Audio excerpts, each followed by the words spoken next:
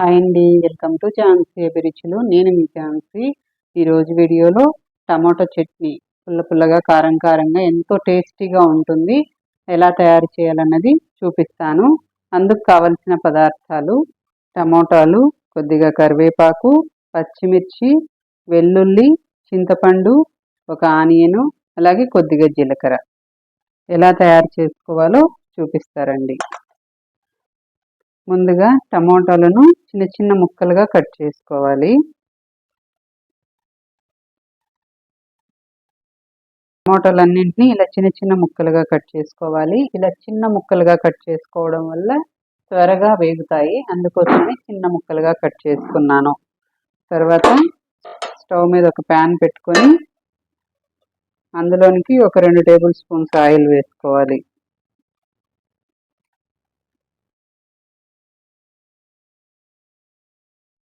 పచ్చిమిర్చి కాస్త వేగిన తర్వాత ఇందులోనికి మనం కట్ చేసుకున్న టమాటా ముక్కలను వేసుకోవాలి.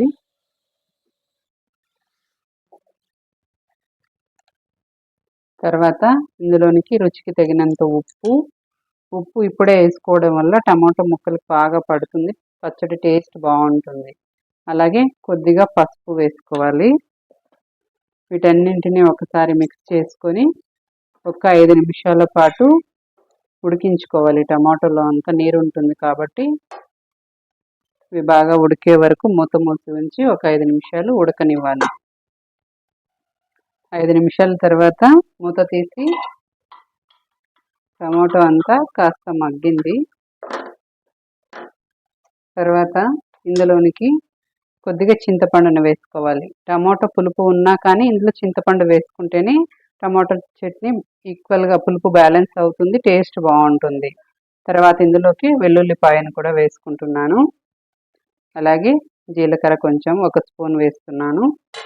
వీటితో పాటు కొద్దిగా కరివేపాకును వేసుకొని అంతా ఒకసారి మిక్స్ చేసి వీటన్నింటినీ బాగా మెత్తగా ఉడికించుకోవాలి.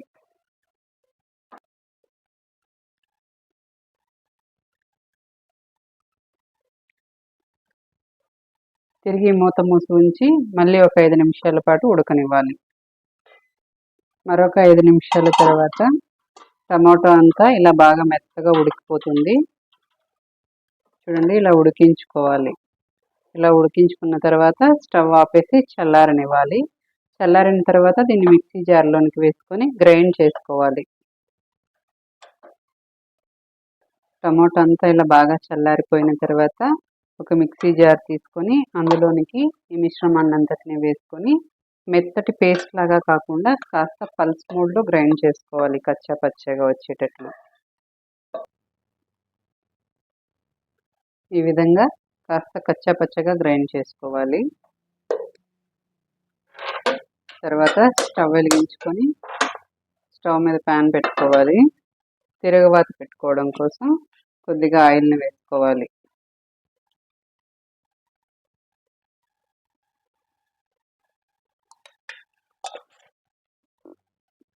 ఆయిల్ హీట్ అయిన తర్వాత కొద్దిగా ఆవాలు,